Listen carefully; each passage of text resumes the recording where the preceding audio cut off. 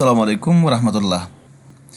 نن درته په دې ویډیو کې داسې یو فری انډیکیټر ښایم درته چې په زده کړې سره به یې ته وکولی شې په اسانۍ په چارټ کې د اخیستلو او خرڅولو ساحې مشخصې کړي. نو که زموږ چینل مو سبسکرایب کړی نه وي همدا اوس سبسکرایب کړئ او ویډیو د سره تر اخره وګورئ. نو راځو چارټ ته راځو. لومړی به تاسو راشئ ګوګل ټریډینګ ویو ته به راشئ. ټریډینګ ویو چې خلاص کړ نو چارټ به خلاص کړئ.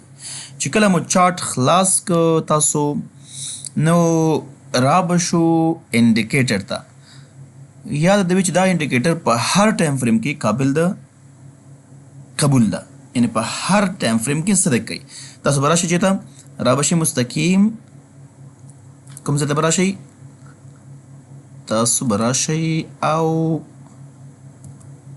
په دې انډیکیټر به نښه وکئ، کلیک وکئ. دلته هم چې کلیک وکړه تاسو به ولیکئ یو ټي بوټ. یو ټي بوټ په تاسو ورکئ.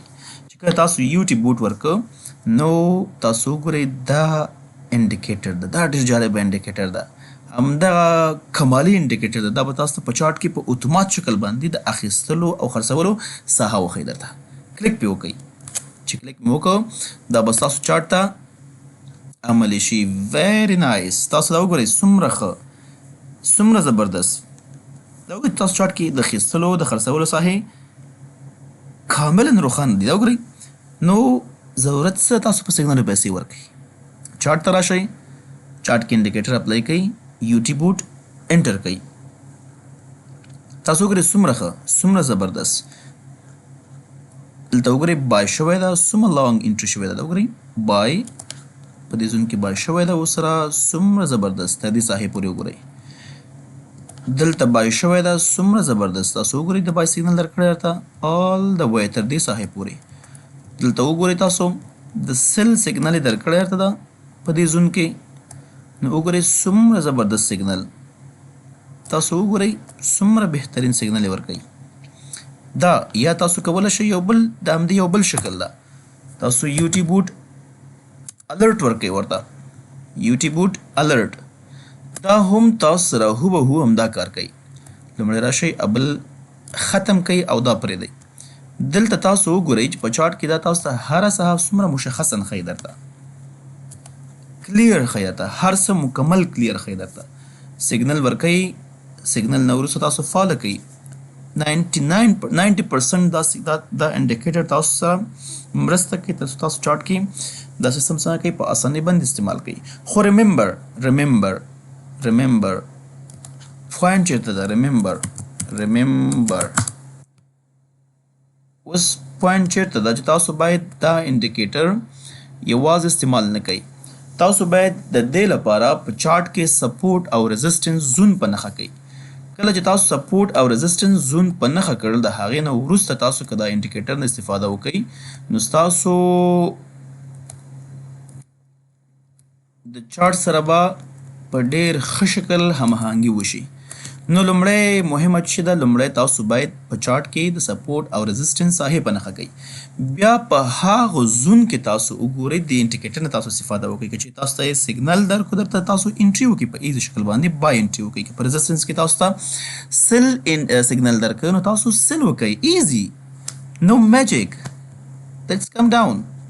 دا وګورئ موږ سره دا سپورټ زون ده او دا موږ سره رزسټنس زون ده. Let's see. دا موږ سره رزسټنس زون ده.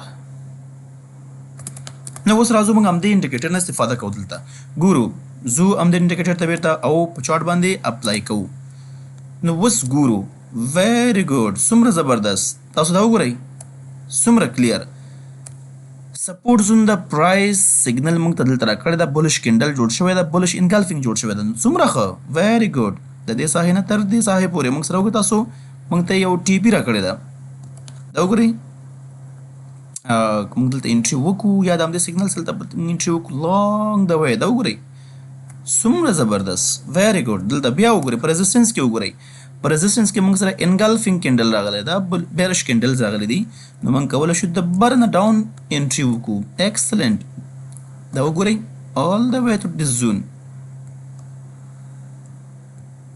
ها دلته تاسو بیا وګورئ په سپورټ کې موږ سره بیا بولش کینډل کریټ شوي دي دلته موږ بیا انټري کولی شو تاسو وګورئ بولش کینډل آل د وی بای سګنل څومره زبردست تاسو وګورئ بای سګنل څومره زبردست سیل سګنل څومره زبردست انټري ده تاسو اکیورسي وګورئ 90% موږ سره دا سګنل اکیوریټ ده موږ سره نو سګنل د سره په سګنل پیسې مه ورکوئ خپل پیسې مه بربادوئ راشئ ټریډینګ زده کوئ او د ښه ټریډینګ لپاره زموږ چینل سبسکرایب کړئ او موږ فالو کړئ تر څو په راتلونکي تاسو ته لا بهترینې ویډیوګانې فالو کړو all the best bye bye